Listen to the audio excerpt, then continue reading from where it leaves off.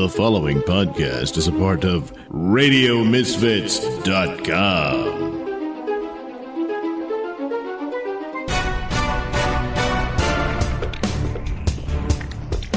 And now it's time for the Mr. Nailsin Show.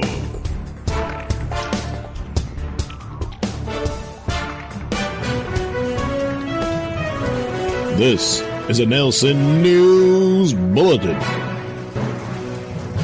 Fake dentist charging $250 used pliers to pull woman's tooth, breaking it and damaging her jaw.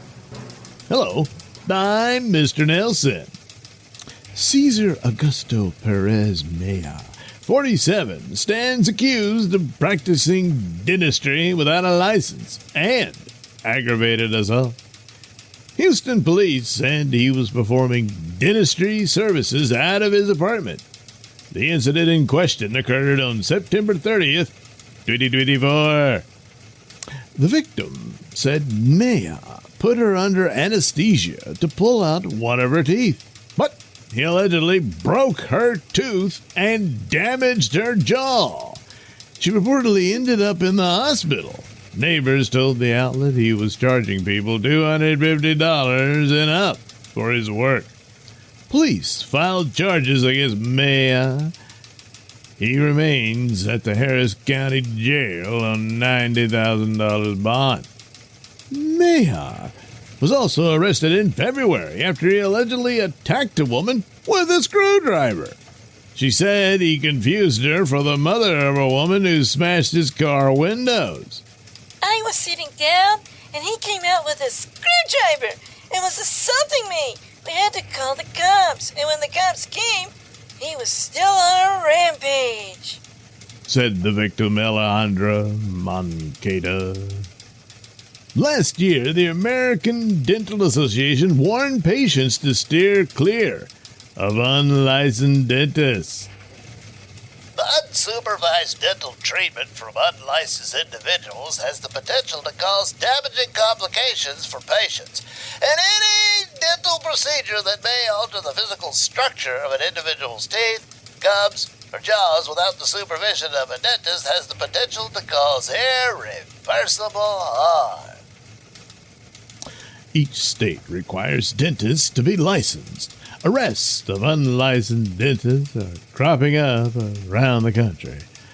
Earlier this month, a woman in New York was arrested for running an illegal practice that targeted illegal immigrants. In some cases, she allegedly caused nerve damage and partial facial paralysis.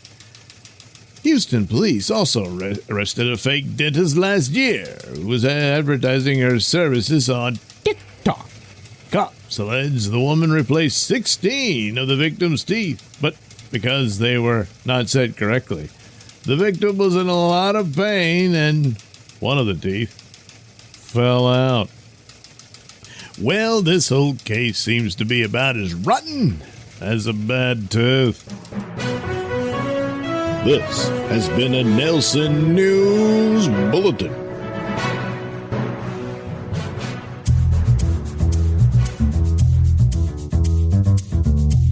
You're listening to the Mr. Nailsin Show here on RadioMisfits.com. I like beer. That's why I drink it. Ain't got nothing better to do. Might as well drink beer. Beer.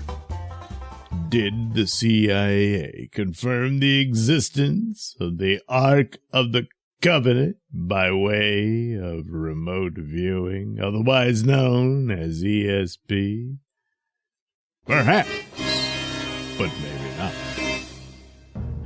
In a remote viewing session on December 5th, 1988, remote viewer number 32 was tasked with identifying a target that, unbeknownst to them, ended up being the storied Ark of the Covenant, according to a document which was declassified on August 8, 2000. and has been circulating on social media.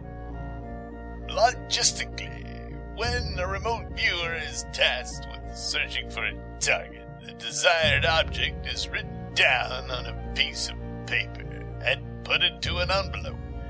The remote viewer does not know what is written and is guided through the process by another person, according to retired U.S. Army Chief Warrant Joe McMoneagle. Information collected under this protocol is the only information that can be identified as remote viewing, McMoneagle said. McMoneagle, a.k.a. Remote Viewer Number 1, was the first to do the psychic phenomena experiments for the CIA. And he is not convinced by the exercise memorialized in the declassified document.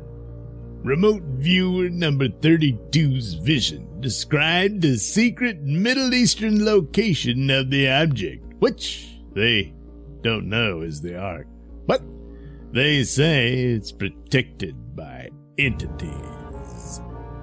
Target is a container. This container has another container inside of it. The target is fashioned of wood, gold, and silver, similar in shape to a coffin, and is decorated with seraphim, according to Remote Viewer Number 32. Visuals of surrounding buildings indicated the presence of mosque domes, they continued, adding that Arabic-speaking men dressed in all white populated the area. The target is hidden, underground, dark, and wet were all aspects of the location of the target. The purpose of the target is to bring a people together. It has something to do with ceremony, memory, homage, the resurrection. There is an aspect of spirituality, information, lessons, and the historical knowledge far beyond what we now know. Remote Viewer Number 32 then expounded on the more mysterious aspects of what they saw. The target is protected by entities and can only be opened by those who are authorized to do so. This container cannot be opened until the time is deemed correct. Once it is time to open the container, the mechanics of the lock system will be found to be fairly simple, they said, before adding a warning to potential plunderers. Individuals opening the container by prying or striking or destroyed by the container's protectors through the use of a power unknown to us. The declassified document also included several pages of drawings that depict one of the 4 seraphim that stand out on the corners of the Ark, as well as a drawing of mummies lined up on a wall. Legendary Remote Viewer Number 1 Joe McGonigal does not believe that this remote viewing is worth the paper it's written on. Using remote viewing against any target for which ground truth does not exist or is impossible to obtain, such as UFOs, UAPs, the surface of Mars, or the location of historical relics, is a waste of time and resources. If someone claims that remote viewing proves the existence of something such as the Ark of the Covenant, they must produce the Ark to substantiate their claim. The world's foremost expert on the matter gave further context for the exercise recorded by the CIA in 1988. In this case, it is a training target done on a whim. I would challenge the entire practice session as bogus. No one attempted to ascertain the ground truth of the material, and everything said was accepted on its unknown and unverified merit. McMonagall famously received the Legion of Merit for using remote viewing to identify a secret Russian warship that was being developed in a landlocked building during the Cold War. Currently, the Ark of the Covenant is a legendary tale. If they can produce the actual Ark based on the information, it will be a surprise to me, as well as to many others. The Ark of the Covenant is said to have held the 10 Commandments brought down by Moses from Mount Sinai. So, did remote viewers working for the CIA manage to learn the location of the long-sought-after Ark of the Covenant? Perhaps, but maybe not. You're listening to the Mr. Nailsin Show here on RadioMisfits.com.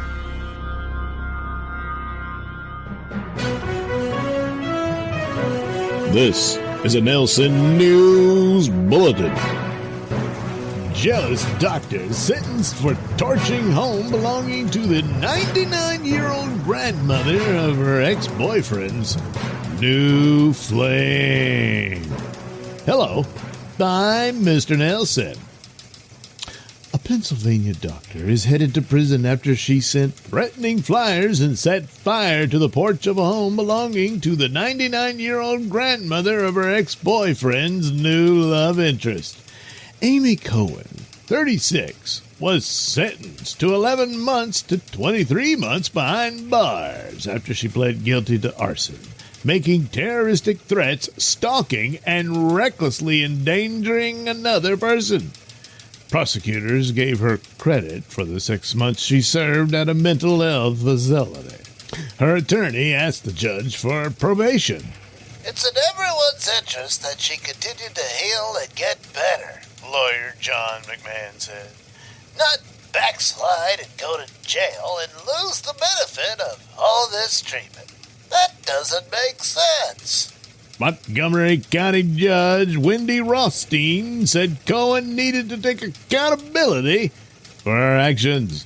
The woman, who was the subject of Cohen's ire, also spoke to the court, saying she feared for her safety when Cohen, a doctor, was out on bond. Amy demonstrated a total disregard for human life, which is disgusting, knowing that she is a doctor. The woman also said that although her grandmother, now 101, has memory issues due to her age, she still asks about the incident. A psychologist who treated Cohen testified she suffered from borderline personality disorder, ADHD, and anxiety since she was a child. At the time of the crimes, she was abusing the Adderall she was prescribed, the doctor told the court. Cohen, an infectious disease specialist, was also reeling from the aftermath of the COVID-19 pandemic. Cohen addressed the court and apologized. I know me saying I'm deeply sorry doesn't compensate for my actions, but I hope you are able to begin to heal. A criminal complaint said the investigation began November 24th, 2023, when Lower Merion police were called after someone left a flyer at the home of a 99-year-old woman that featured photos of two of her granddaughters with their eyes crossed out. The letter addressed the woman by name and said her idiot and slut granddaughters need to quit their jobs and leave Pennsylvania.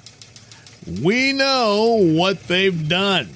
They need to leave alone. If they don't, they will both get hurt. We will know. Don't test us, the letter said. Another letter, mailed to a different family member, claimed the two granddaughters were promoting Islamophobia after they posted their support of Israel on social media.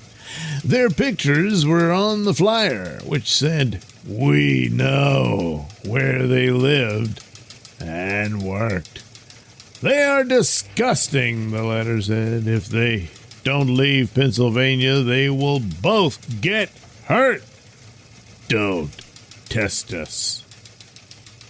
The family alerted Lower Merion Police, the FBI, and the Anti-Defamation League. Fire crews responded to the fire at the grandmother's home around 1:30 a.m. on November 30th, 2023. She was sleeping in the home, but was not injured as firefighters contained the fire to the porch. Investigators found liquid spatter on the front wall, door, and window, which indicated the fire was intentionally set, and someone used a flammable liquid to ignite the blaze. The grandmother's family had installed cameras at the home after the letter was left behind.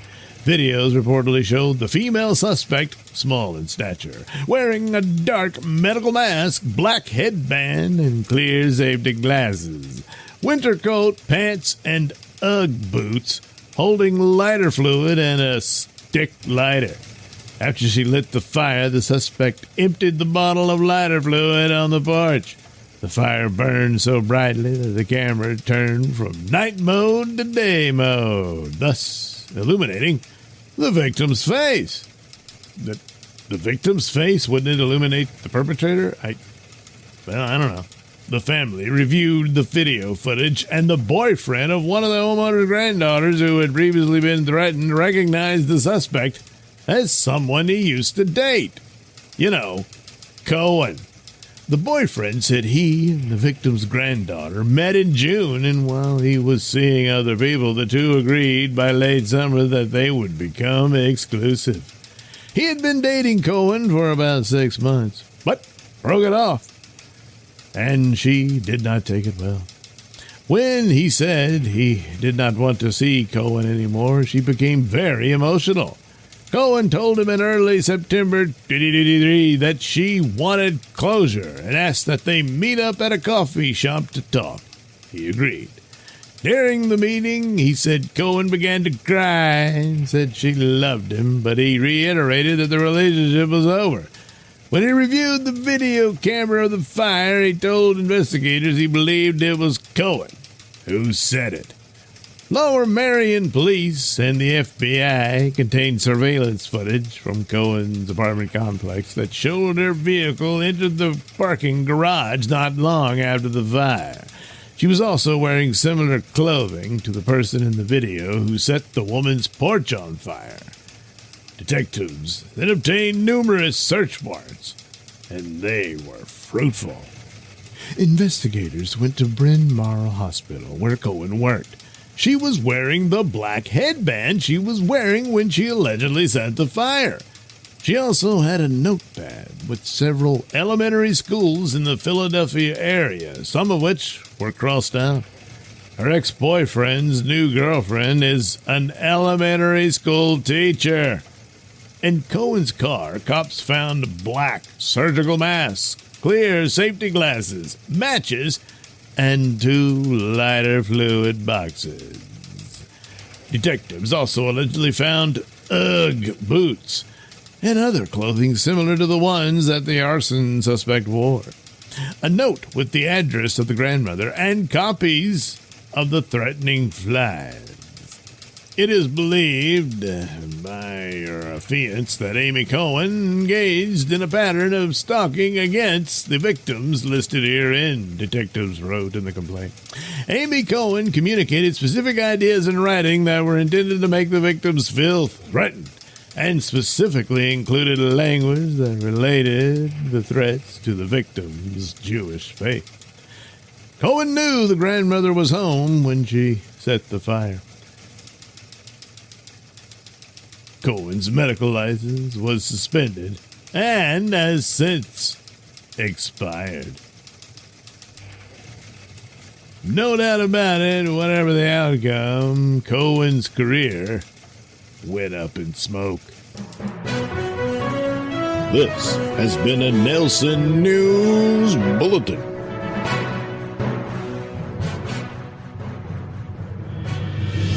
And now it's time for the world's greatest superheroes, band together as friends to justice. They are the Best Friends.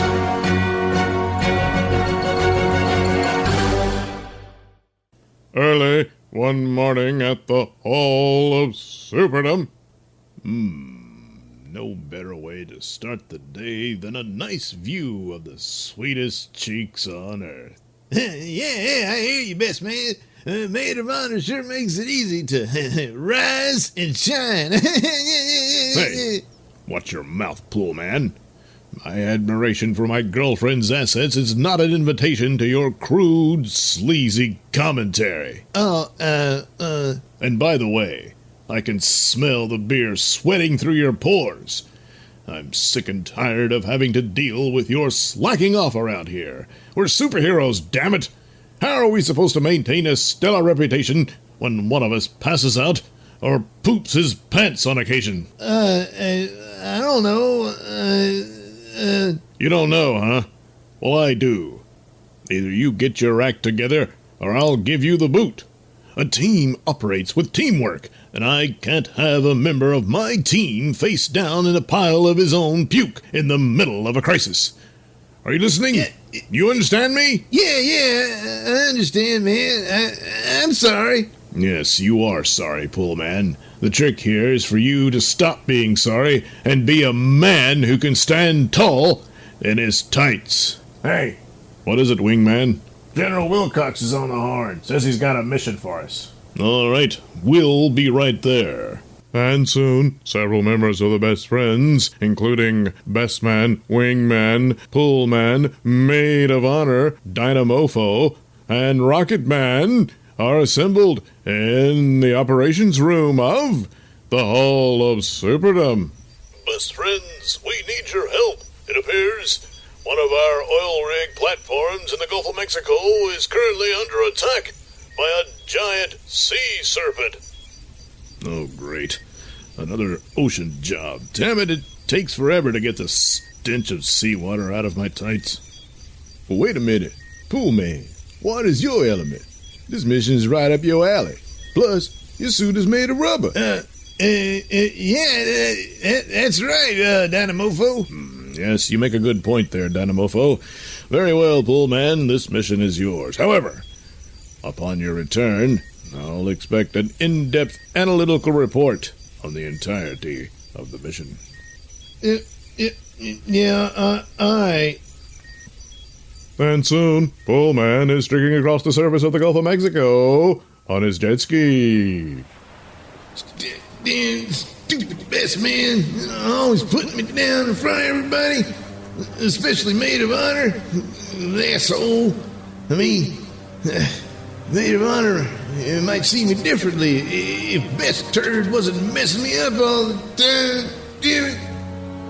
But then, upon arrival at the imperiled oil platform, Pool Man finds his fellow best friend, Medicine Man, has already engaged the giant sea serpent. By using the mystical powers of his ancient ancestors, Medicine Man has assumed his giant form. What the hell? What's Medicine Man doing here? How do you even know to come here in the first place?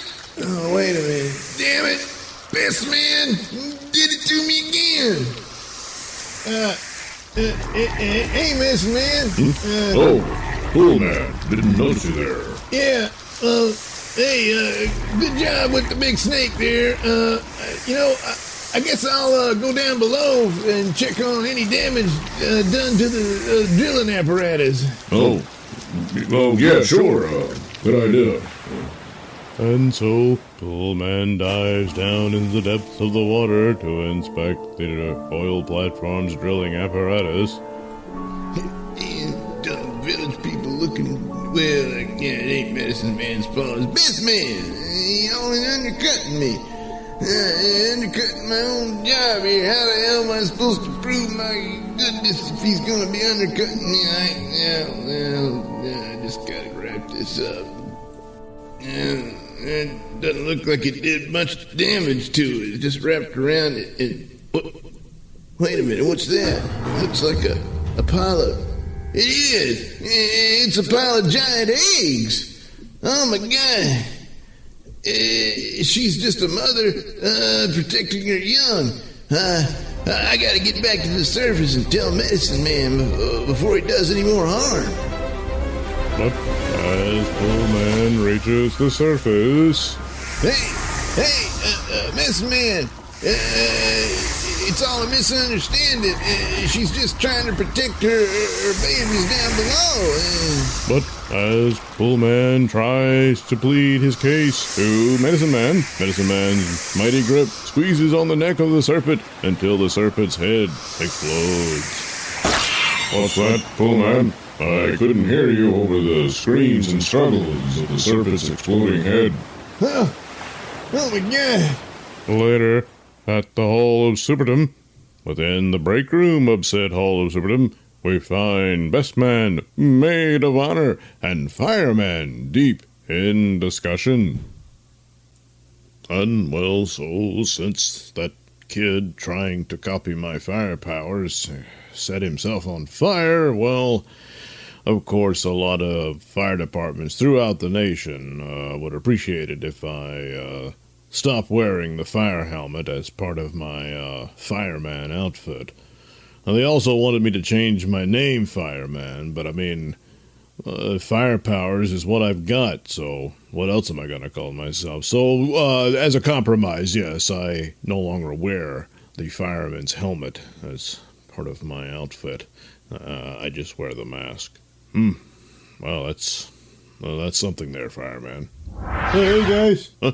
Rocket Man, what is it? Oh, you're all needed in the operations room. And soon, once again, in the operations room, up on the large monitor screen, the assembled best friends bear witness to something terrible happening at the oil platform in the Gulf of Mexico. It appears Pool Man has become enraged at Medicine Man and, using his watery powers, has formed a giant water creature to do battle with Medicine Man. Damn him, I should have known.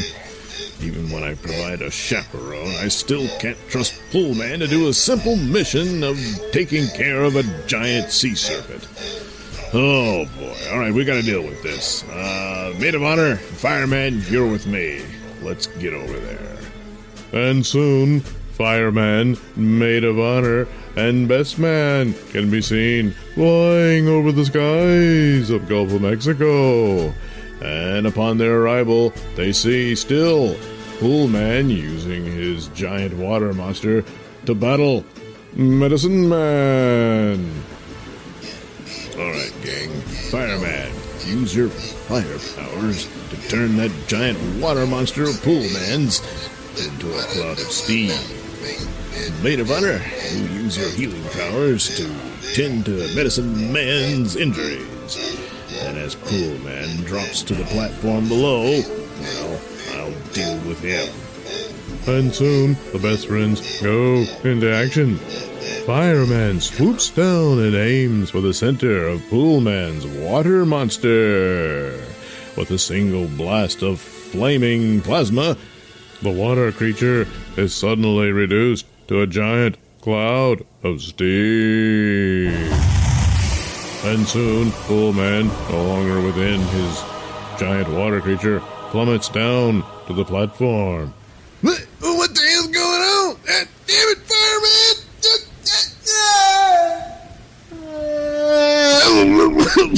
Damn stupid Fireman! Kick your ass! Pool Man, calm down.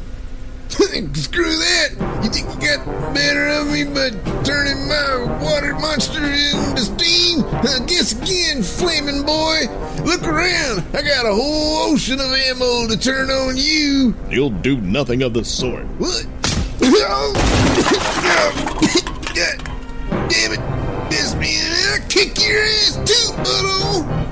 Wrong again, Pool Man. Perhaps it's time you got some therapy.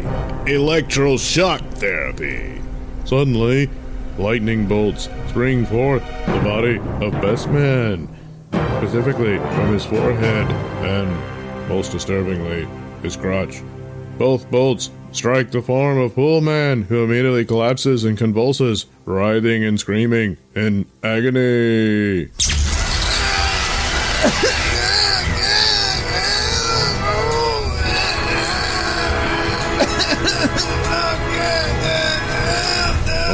I don't know, Your Honor. Although I agree that Pool Man was out of line, don't you think that Best Man's punishment of him is a bit excessive? Yeah, Medicine Man, you got a point. Best Man, come on. He's had enough. Come on. You might want to back off. He needs to learn his lesson, Maid of Honor. A lesson he won't soon forget.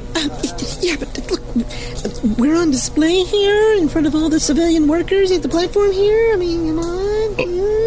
I take your point.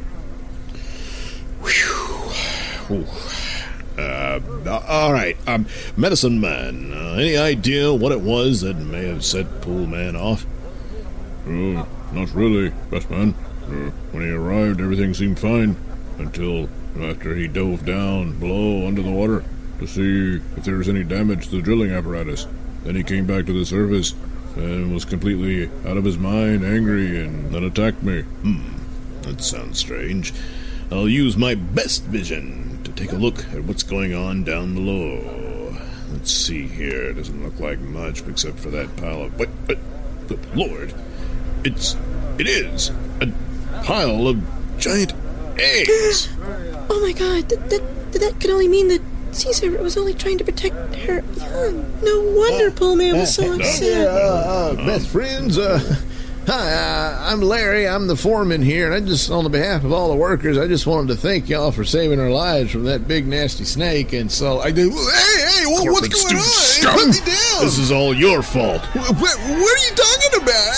That giant snake wasn't mine. That giant snake, as you put it, was merely a mother trying to protect her young from your disgusting business of fossil fuel. Their lesson needs to be learned here, and it needs to be learned immediately, because thanks to your negligence, another of the Earth's exotic, rare creatures is no more. What are you gonna do? Electrocute us? No, that wouldn't nearly be enough. The lesson has to be against you and your corporate masters.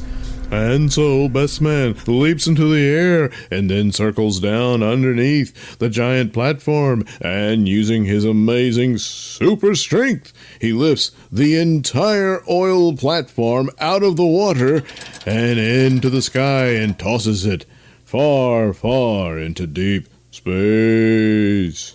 And then back at the Gulf of Mexico, where the workforce of the platform are now all in lifeboats. Now, let that be a lesson to you. Lesson? What? You just destroyed billions of dollars in heavy equipment, and we're all out of jobs. Billions of dollars are nothing compared to the priceless nature of one of the Earth's rare exotic creatures, now extinct. But you're the ones that... In the meantime, the coast is that way, so I suggest you boys get paddling. And remember to, watch out for snakes.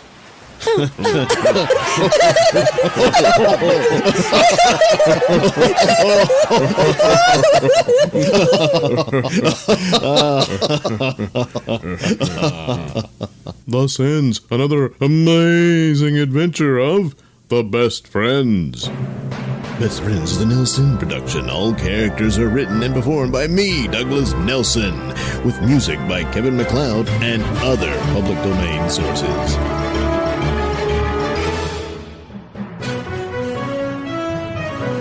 This is a Nailsin News Bulletin. A 27-year-old Florida woman has been arrested for creating and distributing a video depicting sexual activity with a dog. Hello, I'm Mr. Nailsin.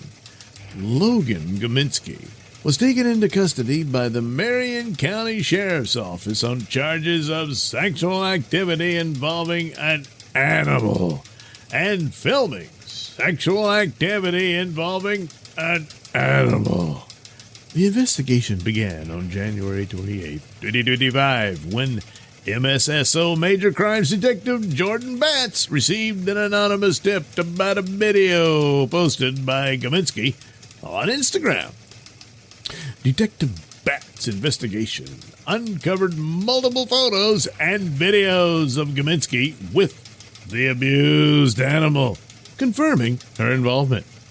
On March 21st, 2025, Detective Batts and Anne-Marie Larocque interviewed Kaminsky. During the interview, Kaminsky admitted to creating sexually explicit content for sale online.